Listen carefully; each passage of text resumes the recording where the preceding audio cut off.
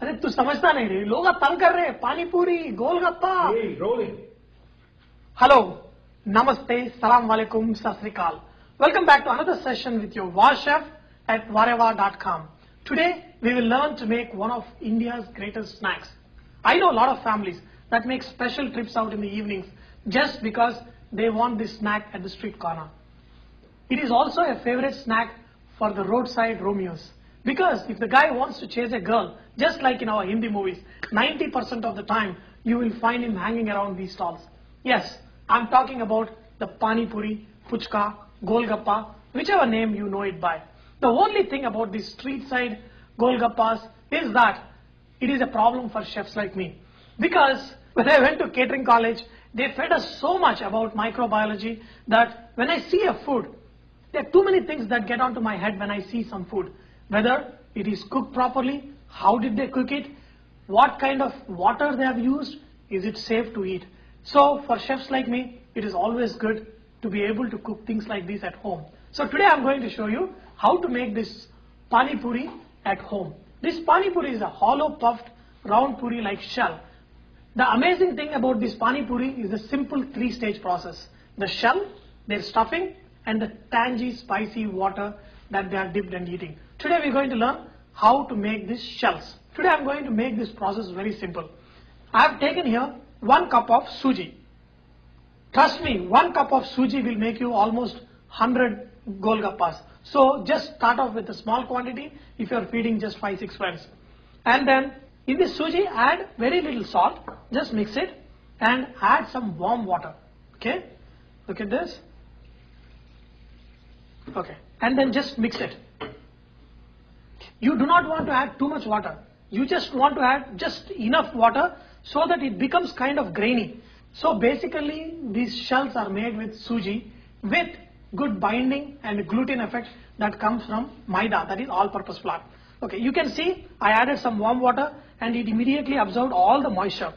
So there is still some moisture here. We want to make this into a dough. So what we are going to do, we are going to add some maida. Do not add too much. This maida is just to absorb that extra moisture. Okay, it is still a little bit soft, so I'm going to add another half a teaspoon of maida. Just 1.5 teaspoon of maida is good enough. Just knead the dough. You want to knead this dough very well because you want that gluten effect. Gluten makes this dough not tear when this puffs up in the hot oil. And one more thing about this dough is it should not be soft. It should be medium tight dough, and then knead it very well. Now that I have kneaded this dough for 7 minutes, I'm going to add few drops of oil. Okay, and then knead the dough for another 3 minutes. Okay, so now I'm going to let this dough rest for at least 15-20 minutes. After that, we are going to make puris for the pani puri. Now that I have rested this dough for almost 20 minutes, I'm going to roll this dough very thin. So to roll this dough very thin, all you do is apply little bit oil on the table or the place where you're going to roll it so that it doesn't stick, because you don't want to use the flour. Start rolling.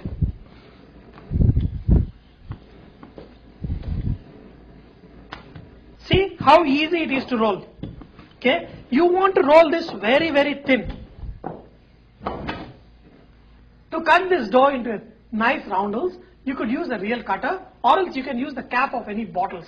So here I'll make some little bit smaller, and then I'll make some little bit bigger.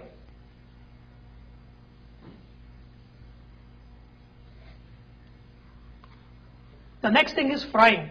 So I'll use a bigger dough here. Just drop it and let these puff up like magic. See? Do you see that? How they puffed up? These are our golgappas.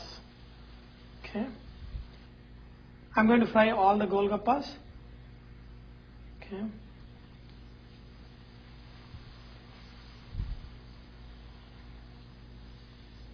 They all just blow up like balloons. And you have to use little bit low flame, not too hot. For making golgappas, always use refined oil and use fresh oil, because you don't want these puris to absorb oil.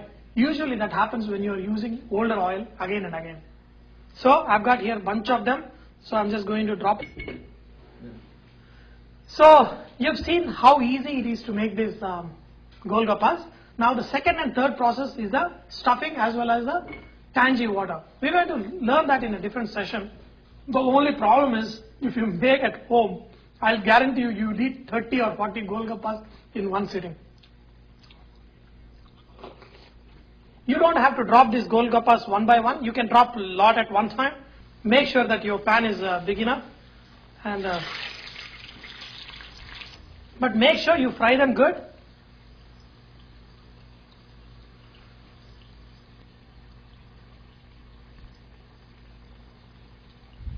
You have to fry them in a medium heat so that when they come out, they turn out crispy. Okay, after you fry them, do not cover them. Okay, now the golgappas are ready.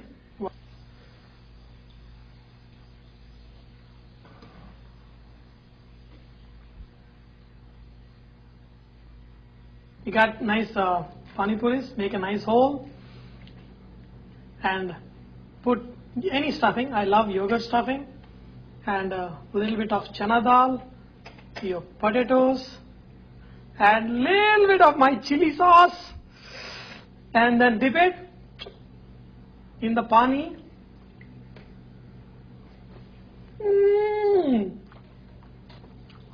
बहुत मजा आवे छे. I hope you have enjoyed to learn make this puris for your golgappa, and now you can go ahead and try various combinations that can go extremely well with your golgappas.